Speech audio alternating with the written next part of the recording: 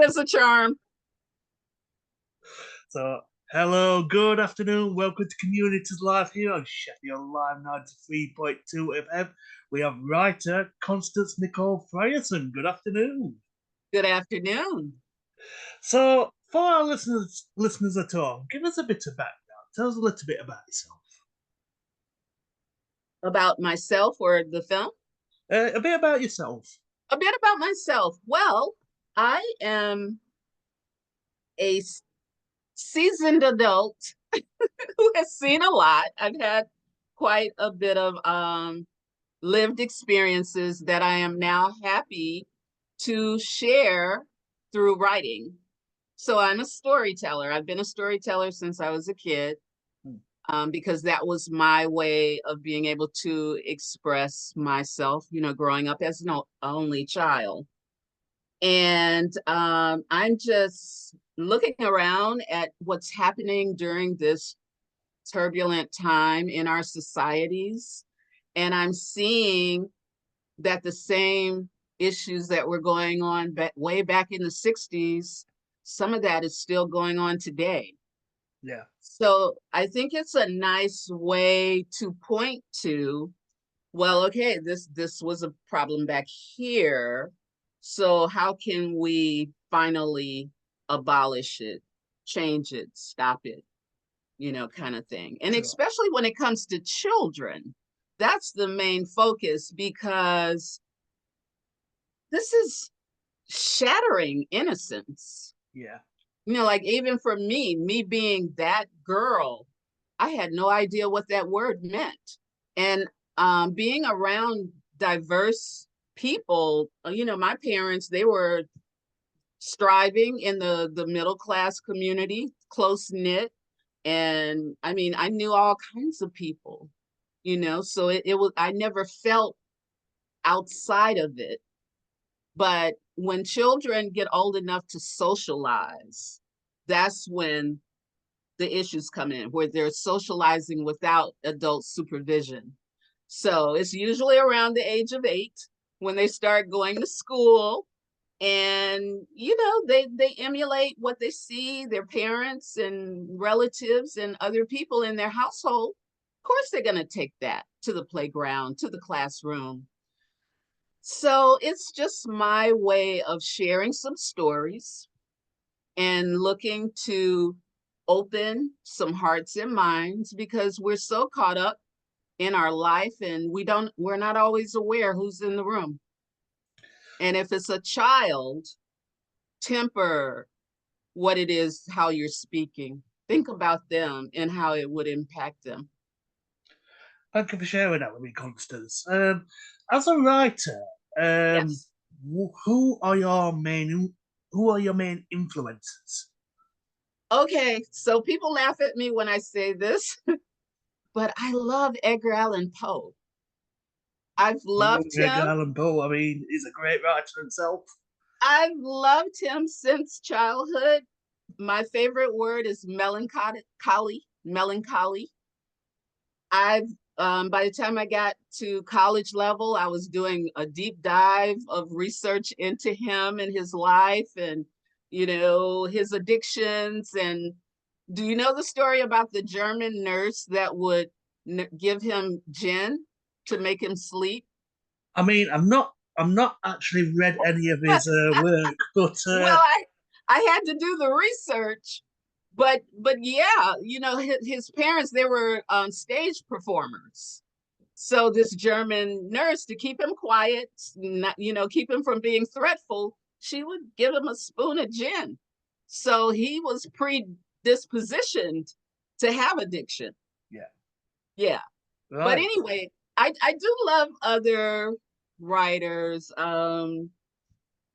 Maya Angelou, because Toni Morrison, these women, they talk about what happened to them in their early life. And I've definitely learned a lot from them. I love Shakespeare. I love Alexander Dumas. That was my escape, books, encyclopedias. because I was an only child. So that was my escape away from all the adults that lived around me. I mean, we mentioned a lot of influences, like, I mean, the greatest of the greats, William Shakespeare, Edgar Yeah. Allan Poe. I Yeah. mean, if you can meet anybody, if you can work with any of the writers, I mean, who would Oh, it be and why? In fact, it doesn't have to be just the writer, it could be anybody that you want to work with. If there's anybody you want to work with, who would it be and why?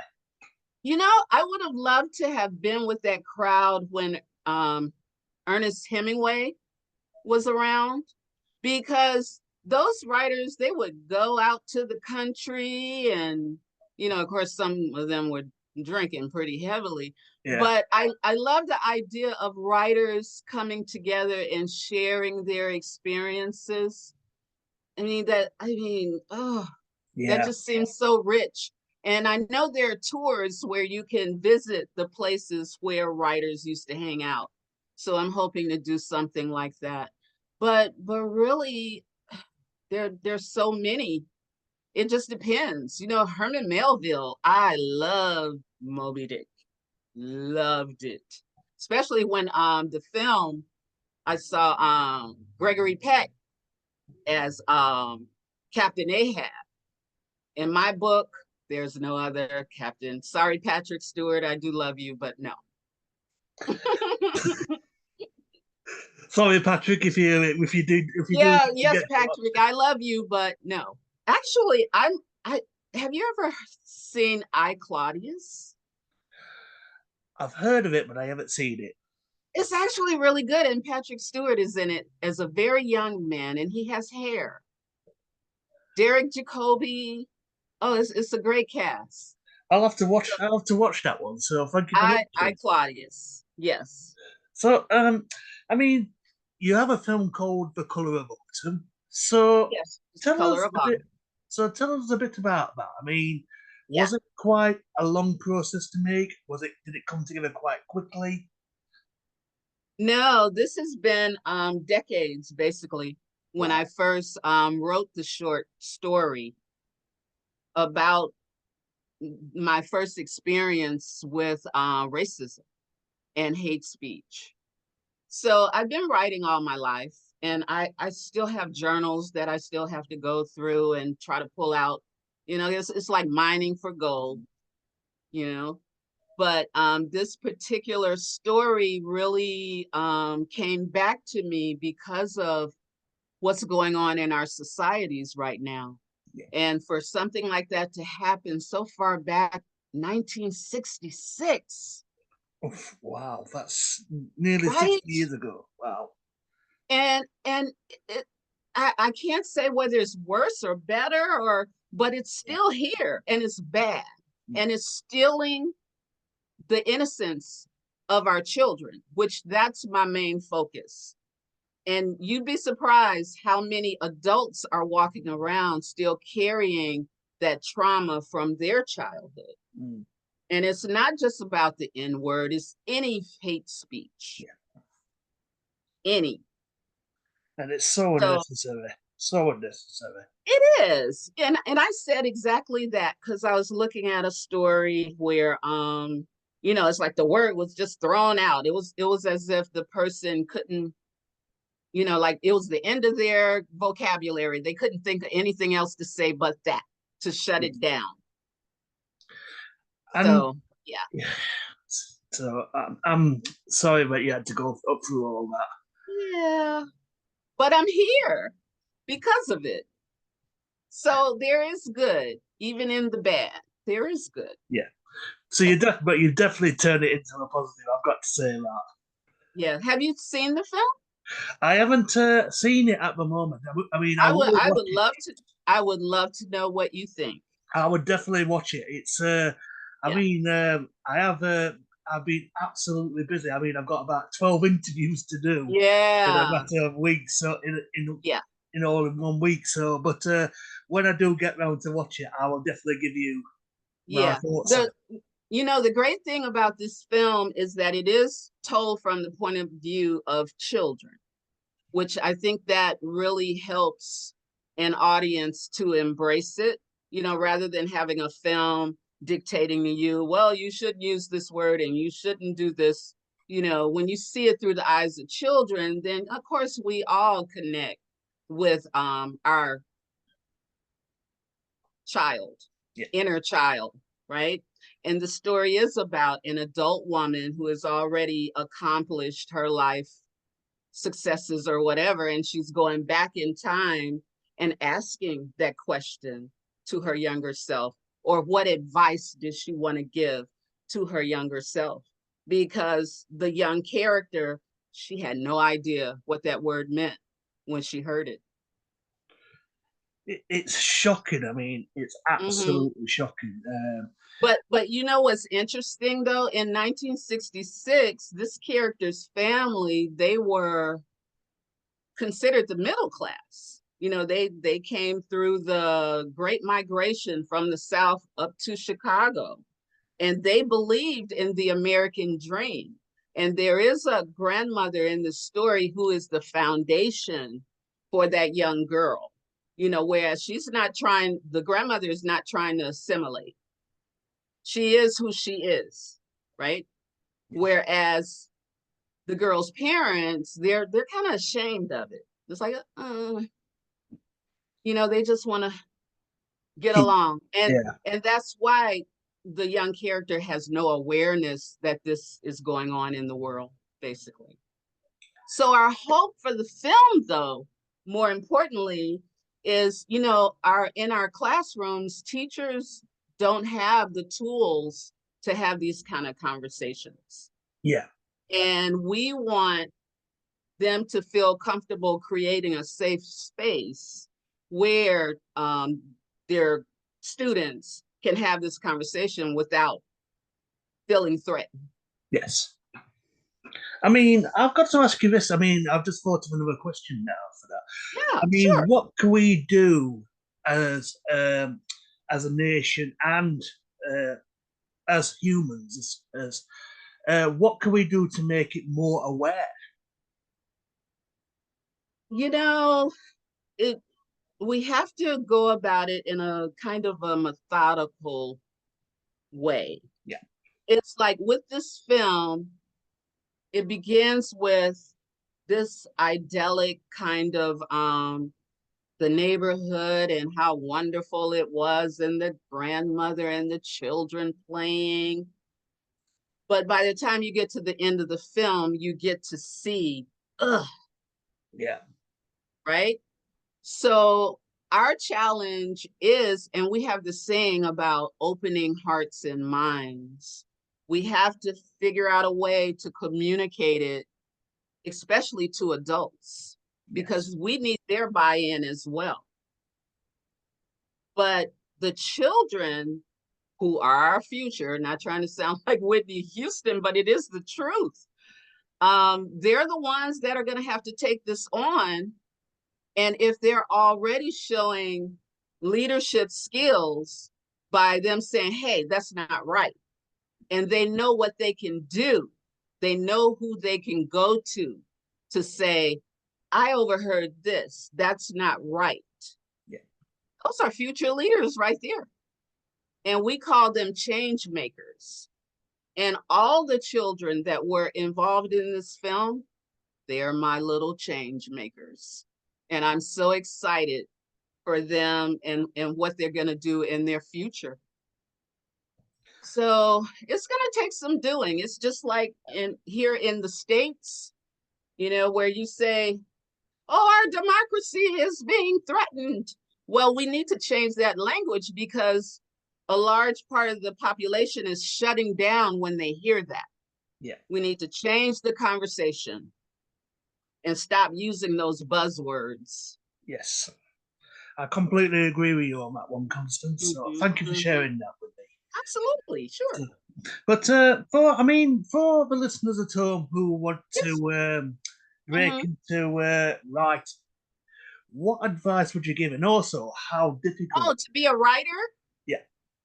Okay, so I did do some writing instruction thanks to the pandemic, because I was in isolation. My window to the world was the internet. So I did get a chance to teach some writing the memoir. And that's actually how I really got active, finally pulling everything together, all this writing, because I wasn't able to continue working the job that I had. You have to start somewhere. And I believe people are challenged because they believe that the story has to pour out onto the page perfectly. No. You know what? The beginning of the story may be the end of the story, Yeah. or in the middle. Yeah. So the idea is to get it out. Just get it out. Don't edit. And that's why they have journals and spirals and all these kinds of things. And that way you can go back in and again, mining for gold. And I have been so surprised, looking through my old journals, like, wow, I remember that. It brings me right back. I know what I was thinking. I know what I was feeling. And there's so many writing prompts out there. Find the ones that work for you. Think about when you were a kid. What were the kind of things that you enjoyed doing? What would you do if you could do it for free? And for me, I've always been a writer, because that's how I process things. You can't always speak it, but you can put it down on paper, where you're not hurting anyone or you're not getting hurt. So that's, just allow it to be, allow it to come, and the more you do it, the more you'll get used to it and actually crave it. So, thank you for sharing that with me, Constance. And And one other little nugget, I use music, like if you're trying to write about your past memories, music is such a great stimulant for that. I use music to take me back to 1966, because that's what I was doing when I was writing that short story. I would only listen to 1966 music, and that brought it all back. It's like time travel, really. You just have to know how to take it out of here and get it down on the page. Yeah. Mm-hmm. So thank you for sharing that. I've got to ask, for Yes. people who want to watch this film, Yes. so how can people get a copy? Is it on digital? Is it out on festivals? Or Yeah, we're going through the festival circuit right now. We'll be in festivals this season and I believe next season. But if they go to colorofautumn.com, that's where everything is laid out. The links are there. We're presently we'll have our in-person screening at the Chicago International Children's Film Festival. yeah. And I'm in Chicago, hometown, where the story takes place. So we're really excited. The team, they're flying in for next week's event. But yeah, if they could go out to the website, it has links to our Instagram, and it also talks about our educational strategy, how we're gonna, wrap a curriculum around this film, and how we're gonna try to set up pilot programs and, really zero in on what the communities need. So I would say that's the best way. And if they need to reach out to me for some reason, there's a way that they can do that there as well. And eventually, when it does come out in festivals, After we get past this festival, then because it can be streamed right now. right, okay, Yeah. I mean, because I think it's streaming until the 14th or so. And that's on the website as well, the festival information. And they can just watch it in the privacy of their home. Constance, thank you very much. I've got two more questions actually for you. Sure. For anybody that's interested in following you on social media, do you Yeah. have like Facebook, Instagram, Twitter? Yes, I do. Not Twitter. Okay. So We are on Instagram, we are Color of Autumn Film. Okay. And that's where we update everything that's going on, and they can follow us in our adventures, because there's some other festivals that we have been tapped for, and all that information is there where you can follow us around, kind of thing, and send us messages. And I would also like to give you the last word. So, for our Oh, listeners at home, what would you like to say to our listeners? I would like to say to the listeners that there is hope. The children, all we have to do is arm them with the knowledge how to navigate the negativity that is in society. Our children are so brilliant, and we need to allow them to express what is going on inside of them. And, the numbers are creeping up more and more of suicide because of bullying. How heartbreaking is that? Such a permanent decision that they're making for something that is actually temporary. So I just want us to love our children more. Our society is telling us, if you can't get out there and make money, you're not worth anything. And that's what I would say. Just embrace our children and give them safe spaces to really talk about what's going on with them. I carried that story of hurt from the age of 8 until now, when I'm actually able to give it back and teach about it. So Constance, preserve innocence. Yes. Constance, thank you very much for your time. The Colour of Autumn is out in festivals, and it's Yes. also on the website, The Colour of Yes. Autumn, and I shall be watching. Thank you very Thank you much. so much. It's been such a pleasure, Chris. It's been a pleasure. Thank you very much for your time. All righty. See you soon.